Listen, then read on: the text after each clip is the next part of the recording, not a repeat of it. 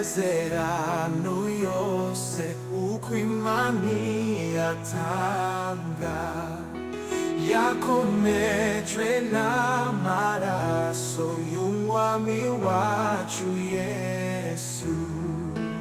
Isi ntibizabaho, ijuru rikavaho, uwizera azabona ayo masezerano. Jukora nk'Aburahamu, ubura amaso yawe, bari inyenyeri wizere amasezerano ye. Mu mwijima wo mu nzira twizere Imana yacu, hasigaye umwanya muto izuba rikarasa. Nubwo turushwa n'abantu twizere Imana yacu, hasigaye umwanya muto izuba rikarasa. Nubwo turushwa n'abantu twizere Imana yacu, Yesu niwe uzadufasha mu bitugerageza. Mu gihe tubuze inshuti, tugumane ukwizera, Yesu niwe nshuti nziza izahorana natwe. No kubyo tubona mw'isi, tugumane ukwizera, mw'ijuru tuzahabona ibyo twizeye byose.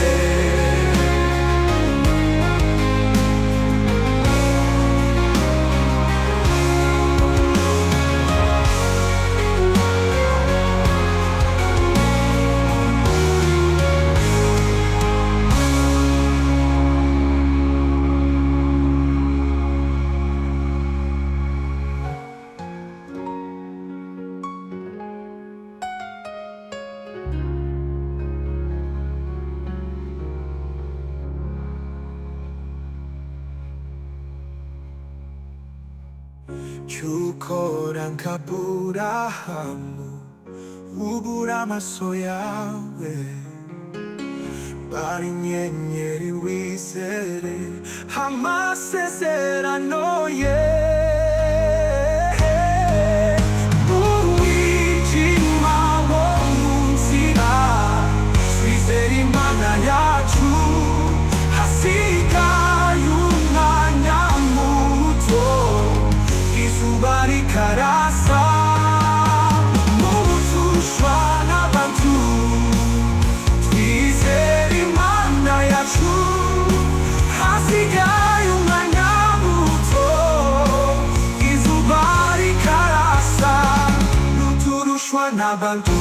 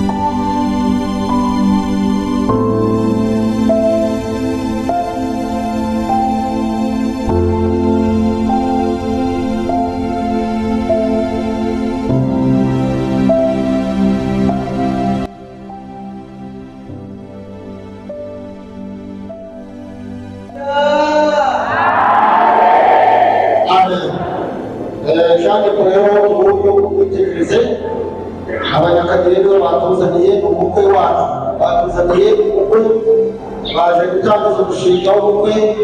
Hanyuma ntabwo ari umugore rero mubwira ngo najye gushakisha akadiditi hari abana b'abanyagahungu bashaka kuhabonekera.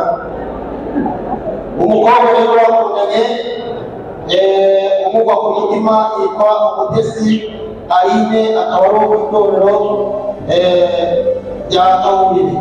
Icyo nakora gusa ni uko umukobwa yahaguruka akabaza wenda nikoga gusaba agende bahurire mu nzira hariya bazana Aline ni abantu ke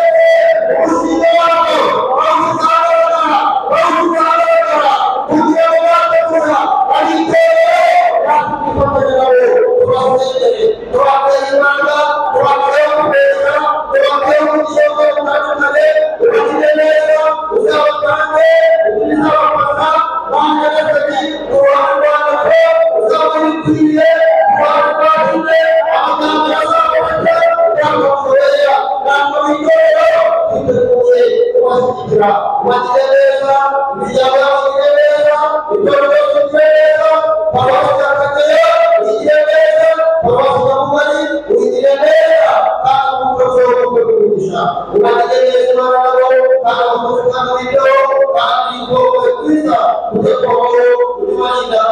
ijuru kandi namushobora kubwitera n'amatere twazumugisha kupapa w'umugisha uturwa ijuru twabona abashitwa kubera umugisha abitera n'apere umugisha abanyinzi b'umugisha uyitegere ushimiye bose utandukana kwa kumupera ujyana mu mbere wayitegeza wayitegeza ukubaho ntawe amaninganize rero bakamushobera ubuganiziza butekuramo yani musitara urashyigikiye ikibi kigaruka yabo aho ukiza kiguturukaho kibazo kiganza urugingo bwawe umwanya w'abaganga bafashe kandi bitaho tuzobere guhura twese dufite amashimwe y'abakomeye kandi rero n'abakomeye kuza guterana bya kabiri nabo ubahe umugisha ngaho tugire neza turagushimiye kubyumvise kandi ukoze dufatanyije hamwe twese kuba tuti umwana wacu Yesu Kristo